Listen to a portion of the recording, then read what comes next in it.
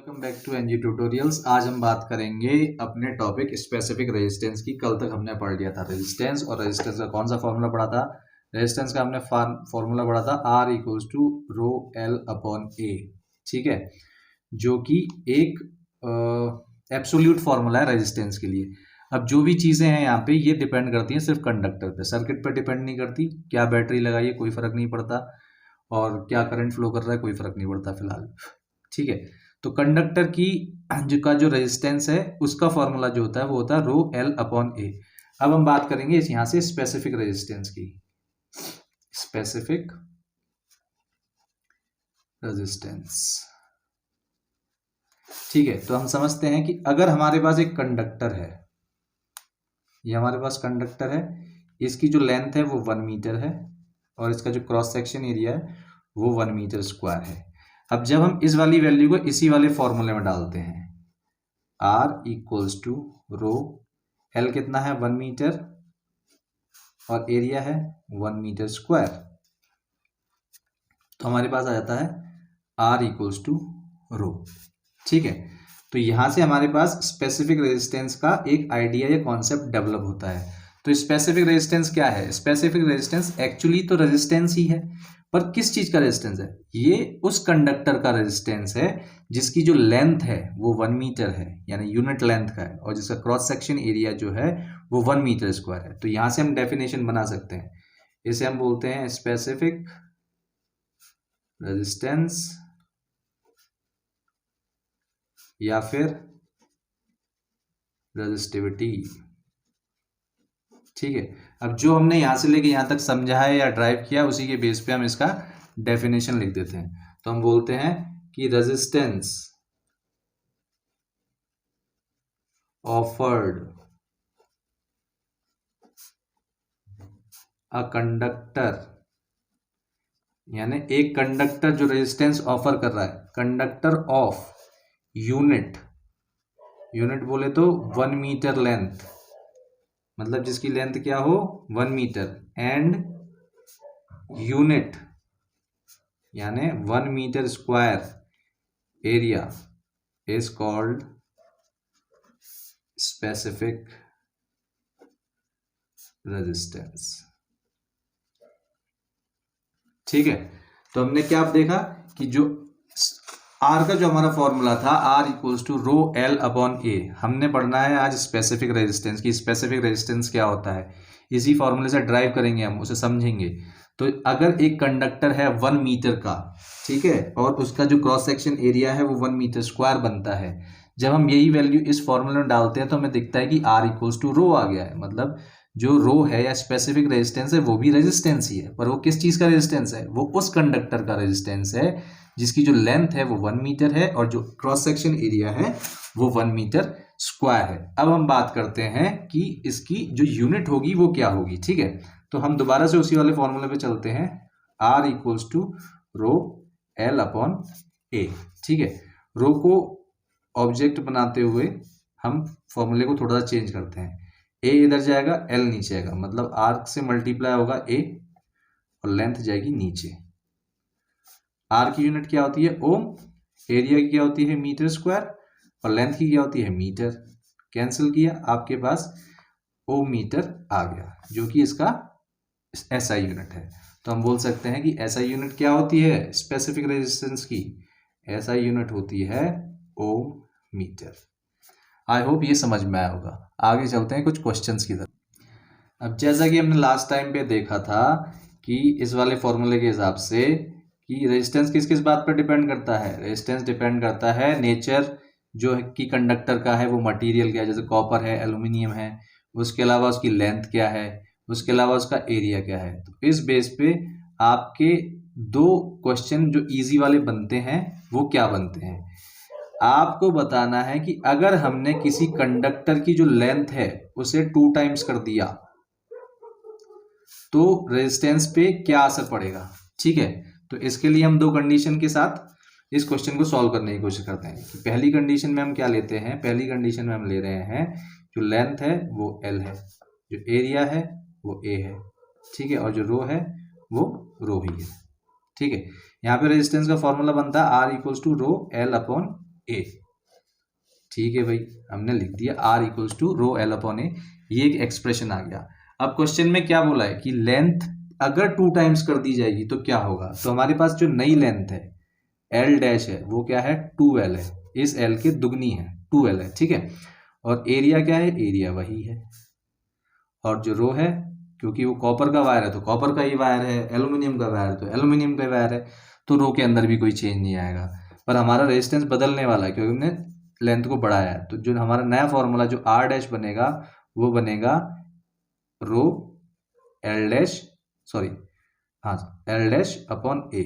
Are dash जो नया formula बनेगा हमारा बनेगा रो इंटू एल डैश जो कि नई लेंथ है अपॉन ए, और रो एल डैश क्या है 2l, तो यहाँ पे लिख दिया 2l अपॉन ए, उसकी वैल्यू सिंपली डाल दी। तो आर डैश क्या हो गया, 2 को बाहर निकालेंगे 2 रो एल अपॉन ए। ठीक है, अब इस वाले एक्सप्रेशन को ध्यान से देखो, रो एल अपॉन ए क्या है, रो एल अपॉन ए जो है वो आर की बराबर है, तो इसे रिप्लेस कर सकते हैं हम। तो यहां से मिला हमें 2r, यानी आर डैश हो गया हमारा 2r। जो नया रेजिस्टेंस जो हमें मिल गया वो 2r मिल गया, मतलब हमने लेंथ को जब ट्वाइस किया तो हमारा जो रेजिस्टेंस था वो भी वहीं की वहीं ट्वाइस हो गया। इसी को बोलते हैं डायरेक्टली प्रोपोर्शनल होना, कि आप एक चीज को बढ़ा रहे हैं तो आपकी दूसरी चीज भी वहीं की वहीं बढ़ रही है। ठीक है, अब नेक्स्ट कंडीशन में हम ले लेते हैं कि अगर हमने एरिया को 2 टाइम्स कर दिया तो फिर क्या फर्क पड़ने वाला रेजिस्टेंस पे। तो हमारा तरीका वही है कि हम आर का फॉर्मूला लिखेंगे, R equals to rho L upon A होता है। ठीक है, फर्स्ट कंडीशन में रो तो रो ही है, अगर आपने एल्युमिनियम लिया तो उसके लिए रो सेम रहेगा, एल एल मान लिया, ए मान लिया। ठीक है, सेकेंड कंडीशन में हम क्या कर रहे हैं, हम एल को एल रख रहे हैं, एरिया को चेंज कर रहे हैं। ठीक है, जो नया हमारा एरिया है वो 2a है। ठीक है, और जो हमारा रो है, क्योंकि नेचर ऑफ मटेरियल तो सेम ही है, कॉपर की बात करें तो कॉपर की बात कर रहे हैं, एल्युमिनियम की बात करें तो एल्युमिनियम की, तो वो रो ही है। पर हमें निकालना है नया रेजिस्टेंस, की नया रेजिस्टेंस क्या होने वाला है अगर हमने एरिया को ट्वाइस कर दिया। तो नया रेजिस्टेंस के लिए फॉर्मूला लगाते हैं, R dash equals to rho L upon A dash. L में कोई चेंज नहीं किया है, रो में कोई चेंज नहीं किया है, एरिया में चेंज किया है, इसलिए हम इसे ए की जगह पे ए डैश लिख रहे हैं। ए डैश की वैल्यू यहाँ पे 2a दे रखी है। ठीक है, तो आ गया रो एल अपॉन 2a। ठीक है, मतलब आर डैश क्या हो गया, हाफ रो एल अपॉन ए। अगेन हम इस वाले एक्सप्रेशन पे ध्यान देंगे, ये एक्सप्रेशन किसके बराबर है, ये एक्सप्रेशन इसके बराबर है, आर के बराबर है। तो हमारा जो नया आर डैश बन के आ रहा है वो क्या आ रहा है, वो आ रहा है हाफ ऑफ आर, मतलब जो नया रेजिस्टेंस था वो आधा हो गया। एरिया को ट्वाइस करते ही वो रेजिस्टेंस आपका हो जा रहा है आधा। तो इससे हमें क्या समझ में आया कि जो एरिया से के साथ जो है रेजिस्टेंस का रिलेशन है वो इनवर्सली प्रोपोर्शनल है। अगर हम एरिया बढ़ाएंगे तो रेजिस्टेंस वहां की वहां कम हो जाएगी। ठीक है, अब एक और चीज बन सकती है, देखिए हमने क्या क्या कन्वर्ट किया, हमने एल को चेंज करके देख लिया, हमने ए को चेंज करके देख लिया, पर ए को चेंज करने के लिए एक और तरीका है कि हो सकता है कि आप या तो रेडियस चेंज कर दें या उसका डायमीटर चेंज कर दें, तब भी तो ए के ऊपर फर्क पड़ेगा।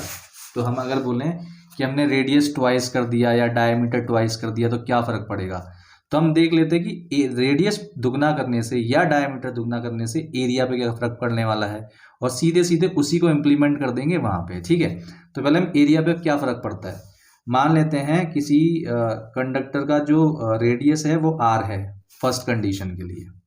ठीक है, तो यहाँ पे एरिया हो जाएगा आपका पाई आर स्क्वायर। ठीक है, और सेकंड कंडीशन के लिए उसी कंडक्टर का जो रेडियस है वो है 2r। ठीक है, तो यहाँ पे आपका एरिया यानी ए डैश क्या हो जाएगा, पाई आर डैश स्क्वायर। ठीक है, आर डैश की वैल्यू क्या है 2r, यानी पाई 2r का स्क्वायर, यानी पाई 4r स्क्वायर, यानी 4 पाई आर स्क्वायर। मतलब जब आपने रेडियस को दुगना किया है, ठीक है, तो एरिया 4 टाइम्स हो गया है। ये बात समझ आ रही है, और ये बहुत इंपॉर्टेंट बात है। अब अगर एरिया 4 टाइम्स हो गया है तो हमने अभी लास्ट टाइम क्या पढ़ा था कि अगर हम एरिया के अंदर कोई भी बदलाव करेंगे, एरिया को बढ़ाएंगे, तो आपका रेजिस्टेंस कम होने वाला है। अब यहाँ पे हमारा ए और ए डैश का रिलेशन आ गया। जो ए डैश है वो आपका 4 टाइम्स ऑफ ए है ना, ठीक है। अब चलते हैं हम अपने वही उसी वाले फॉर्मूले के पास जिसके अंदर हम r equals to rho L upon A पढ़ते हैं। तो r equals to rho L upon A पहली कंडीशन के लिए हो गया आपका फॉर्मूला कि रेजिस्टेंस निकालना है। सेकंड कंडीशन के लिए क्या होगा, जो r डैश है वो होगा रो एल अपॉन ए डैश, ठीक है। सेकंड कंडीशन कौन सी है, जब r को आपने 2 टाइम्स कर दिया है, यही तो है सेकंड कंडीशन। तो r डैश क्या हो गया, रो L upon A dash, A dash की वैल्यू आपने क्या निकाली है 4a, तो r डैश हो गया आपका 1/4 रो एल अपॉन ए। ये एक्सप्रेशन किसे रिप्रेजेंट कर रहा है, r को। तो r डैश की वैल्यू क्या आ जाएगी, r डैश की वैल्यू आ जाएगी 1/4 ऑफ r, ठीक है। तो इससे हमें समझ में आया कि अगर हम रेडियस को ट्वाइस करेंगे या थ्राइस करेंगे, अभी हम इसे और तरीके से समझते हैं, ठीक है। तो सबसे पहले दोबारा से हम उस वाले फॉर्मूले पे चलते हैं, इसी वाले फॉर्मूले पे। तो हमने बोला r is directly proportional to l, यानी l को दुगना करेंगे तो रेजिस्टेंस दुगना हो जाएगा, 3 टाइम्स करेंगे 3 टाइम्स हो जाएगा, 4 टाइम्स करेंगे 4 टाइम्स हो जाएगा, 5 टाइम्स करेंगे 5 टाइम्स हो जाएगा, ठीक है। अगली बात हमने क्या देखी थी कि वो 1/a inversely proportional to a है, तो a को अगर हम दुगना करेंगे तो ये हाफ हो जाएगा, 3 टाइम्स करेंगे ये 1/3 हो जाएगा, 4 टाइम्स करेंगे ये 1/4 हो जाएगा, ठीक है। अब एरिया पे रेडियस का क्या असर पड़ता है, एरिया पे रेडियस का असर पड़ता है स्क्वायर टाइम्स, ठीक है।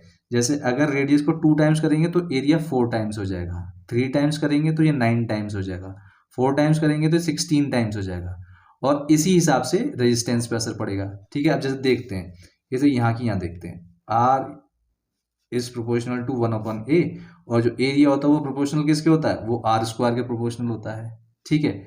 ये अगर 2 टाइम्स हो गया तो एरिया हो जाएगा 4 टाइम्स, और ये हो जाएगा आपका 1/4, ठीक है।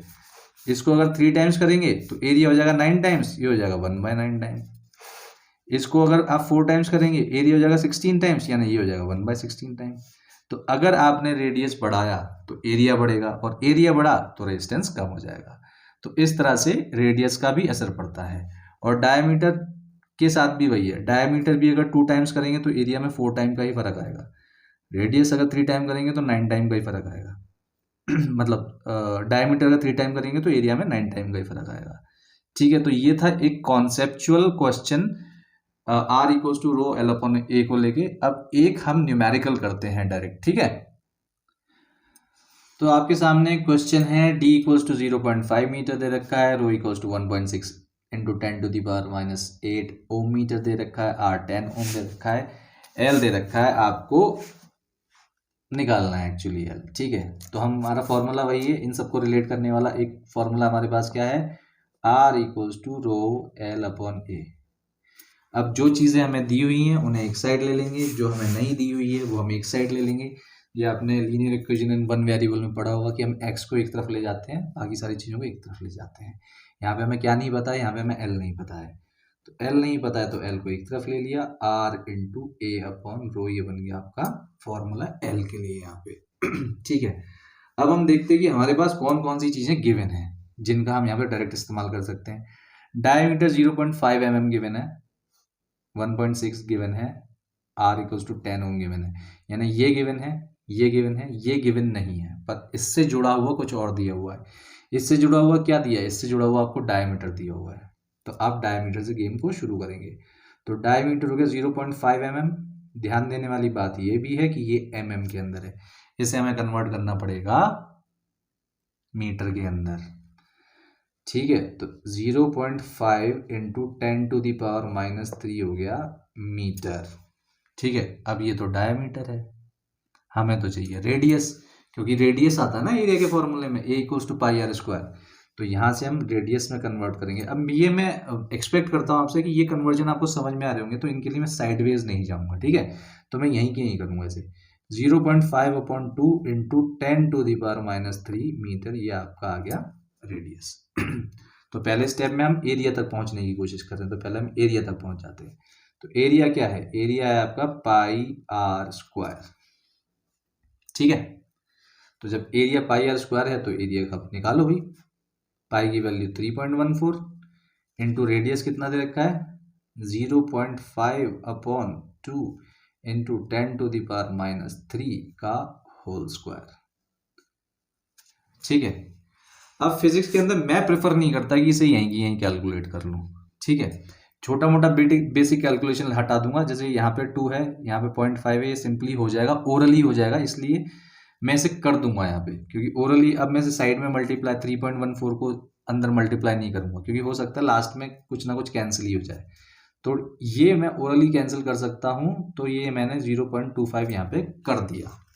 ठीक है, अब नीचे आ जाते हैं 3.14 इंटू 0.25 का स्क्वायर हो जाएगा, 25 का स्क्वायर होता है 625। ठीक है, लेकिन यहाँ पर डेसिमल के पीछे 2 जीरो हैं, तो 625 के आगे एक जीरो लगेगा और ये हो जाएगा ऐसे, और 10 की पावर आ जाएगी -6।